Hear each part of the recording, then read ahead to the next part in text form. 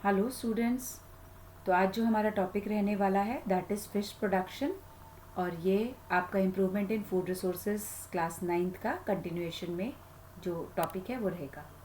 तो fish as we all know is the cheap source of protein, और इसी protein के लिए हम फिश की प्रोडक्शन करते हैं। प्रोटीन के अलावा फिश का जो लिवर ऑयल है that is rich in vitamin A and D, so ये भी एक पर्पस है फिश की प्रोडक्शन का।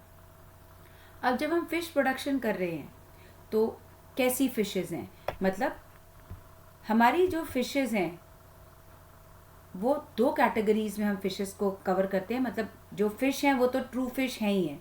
अब ये ट्रू फिश कौन सी होती हैं? जिनके फिन्स हैं, जो आप ड्रॉ करते हैं with fins, they are considered as true fish, जिसमें आपका मिलेट्स, कैटला, रोहू, भेदकी, पर्ल स्पॉट, ये सब आपकी ट्रू फिश या फिन्ड फिश कैटेगरी में आती हैं।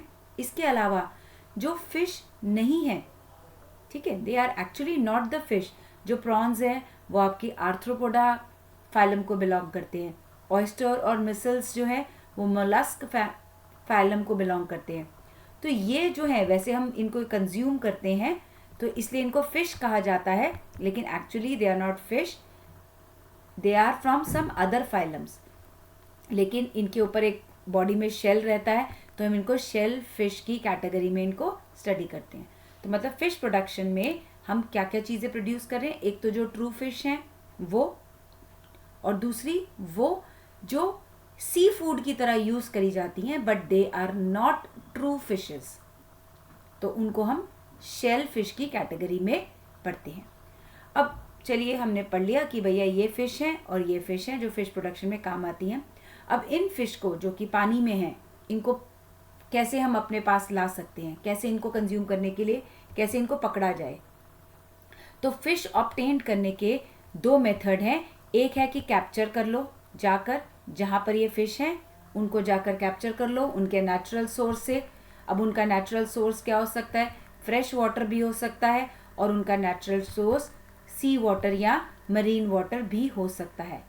ठीक है, तो फ्रेश वाटर में रिवर, लेक, पॉन्ड, रिजर्वॉयर्स, यहाँ से जाके फ़िश पकड़ लो, या फिर मरीन वाटर में सी में जाकर नेट डाल के फ़िश पकड़ लो। तो ये है कैप्चर करना उनको। कैप्चर के अलावा जो दूसरा मेथड है that is culture. Culture means rearing या फिश फार्मिंग, इसको पाइसी कल्चर भी कहते हैं। तो ये फिश फार्मिंग यानी कि फ़िश को पालना इज़ पाइसी कल्चर।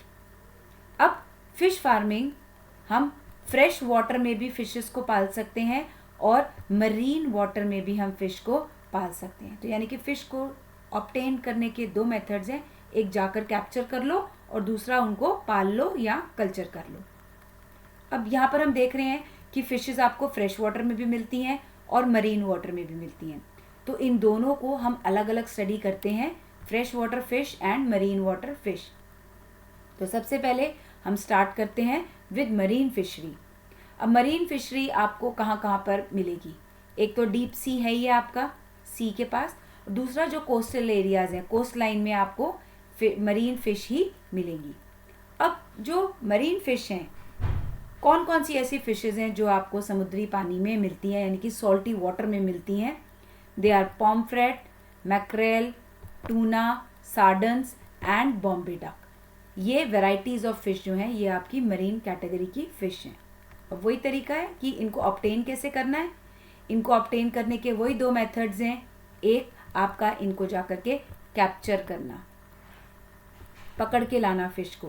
कैप्चर करने के लिए जो भी हम पुराने मेथड्स यूज़ करते रहते, फिशिंग नेट और फिशिंग बोट्स, वो है उनको कैप्चर करने के लिए नेट लेके जाइए, फिशिंग बोट्स पर जाइए और उनको वहाँ से पकड़ लीजिए। लेकिन इससे प्रोड्यूस बहुत अच्छा नहीं मिलता, बहुत अच्छी यील्ड ऑफ फिश आप कलेक्ट नहीं कर सकते। बाई चांस है कि आपको एक अच्छा एरिया स्पॉट हो गया और वहाँ से जाकर आपने नेट डाला और फिश ले आए।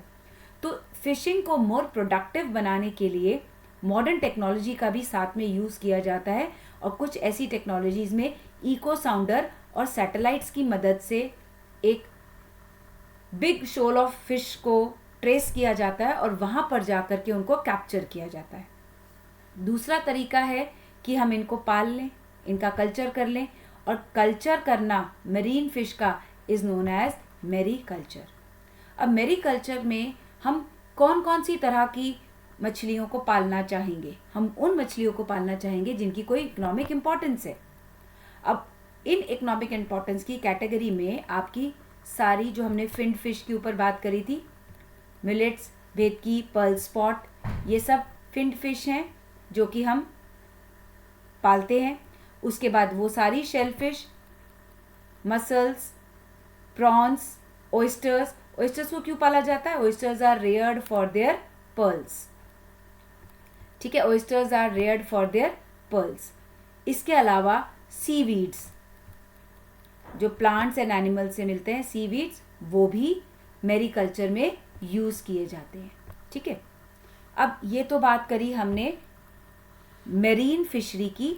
अब हम बात करते हैं फ्रेश वाटर की या इनलैंड फिशरी की। इनलैंड फिशरी जो है आपकी, वो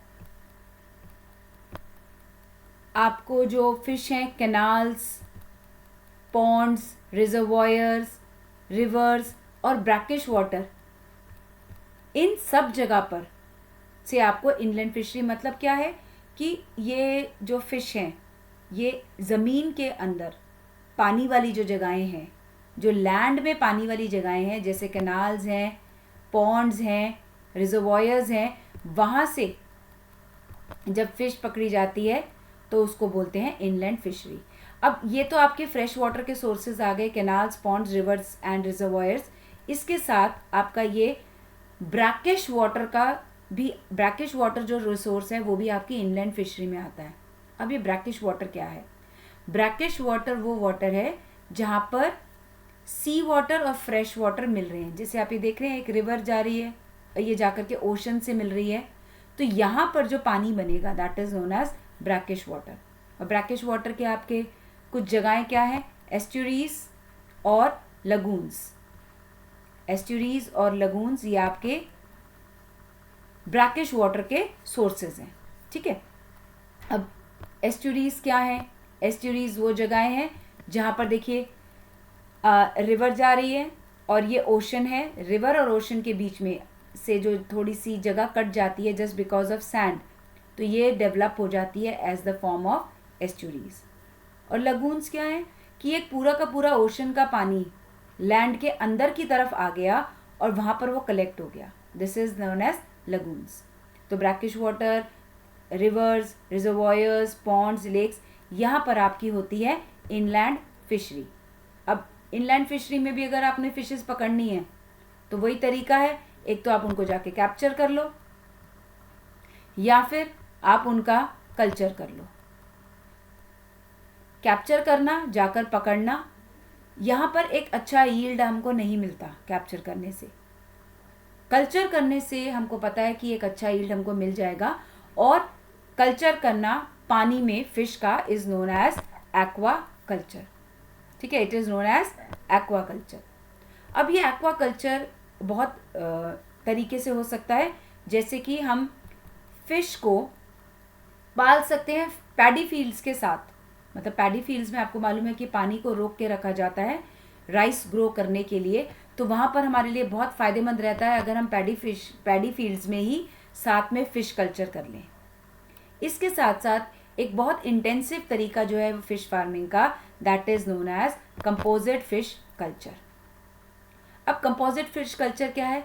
कंपोजिट फिश कल्चर में बहुत सारी, यानी कि 5 से लेकर 6 varieties of species of fish को एक सिंगल पॉन्ड में कल्चर किया जाता है। ठीक है, अब इसमें जो फ़िश यूज़ की जाती है वो आपकी लोकल भी हो सकती है, इम्पोर्टेड फ़िश भी हो सकती है। और यहाँ पर इतने अच्छे तरीके से ये फ़िश रहती हैं कि इनमें कोई कंपटीशन नहीं होता फूड का। अब वो कैसे होता है? पॉन्ड में 3 लेयर्स में ये फ़िश अपने आप को डिवाइड कर लेती हैं। कुछ फ़िश ऐसी हैं जो बॉटम में रहती हैं, जो बॉटम से खाना लेती हैं, वहीं पर रहती हैं। कुछ फ़िश ऐसी रहती हैं जो मिडिल जोन में रहती हैं, और कुछ फ़िश ऐसी हैं जो सरफेस फीडर्स हैं। तो यानी कि जितना भी इसमें अवेलेबल फूड है वो फूड की अवेलेबिलिटी तीनों लेयर्स में डिस्ट्रीब्यूट हो जाती है। जो बॉटम में रहने वाली फ़िशेज़ हैं, मृगाल है, कॉमन कार्प है, वो नीचे रहती हैं और यहीं से खाना खाती हैं। रोहू जो है वो मिडिल जोन में पाई जाती है और वो यहीं का फूड यूटिलाइज करती है। और इसके साथ जो सरफेस फीडर है कैटला, मतलब वो ऊपर के सरफेस में रहती है और वहीं का खाना खाती है। तो ये अपने आप को 3 लेयर्स में डिवाइड करके रह रही हैं। तो इनके बीच में फूड को लेकर के कोई कंपटीशन नहीं होता। तो इनके बीच में कंपटीशन नहीं होता तो इनका यील्ड बहुत अच्छा हो जाता है। मतलब एक ही पॉन्ड में आपको इतनी वैरायटी ऑफ फिश भी मिल रही है, उसमें कोई कंपटीशन भी नहीं हो रहा और आपको फिश की यील्ड भी बहुत अच्छे से मिल जाती हैं। तो ये कुछ एडवांटेजेस हैं हमारे कंपोजिट फिश कल्चर के कि ये बहुत इंटेंसिव मेथड है। लोकल और इम्पोर्टेड फिश इसमें ग्रो हो सकती हैं। 5 to 6 species in a single fish pond आप ग्रो करवा सकते हैं। There is no competition for food और फिश यील्ड बढ़ सकती है।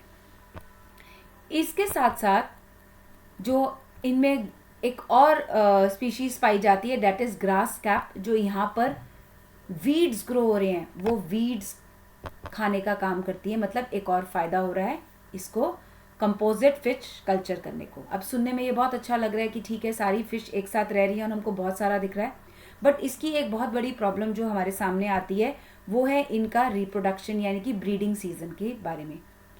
ये सभी फिश लगभग मॉनसून में ब्रीड करती हैं।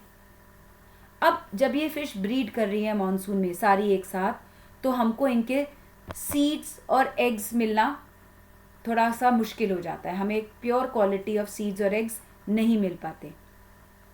तो ये हमारा दिक्कत है कंपोजिट फिश कल्चर की। अब इस कंपोजिट फिश कल्चर से हम जो सॉल्यूशन ढूंढ सकते हैं वो है हार्मोनल सिमुलेशन, यानी कि फिशेस में कुछ हार्मोनल सिमुलेशन करवाया जाता है जिससे कि हम जो प्योर फिश है उनके सीड्स को ले सकते हैं। सो आई होप ये फिश प्रोडक्शन टॉपिक जो कि थोड़ा लंबा था and it has got clear to you. Thank you for being so patient and do read your NCERT. Enjoy learning. Stay blessed.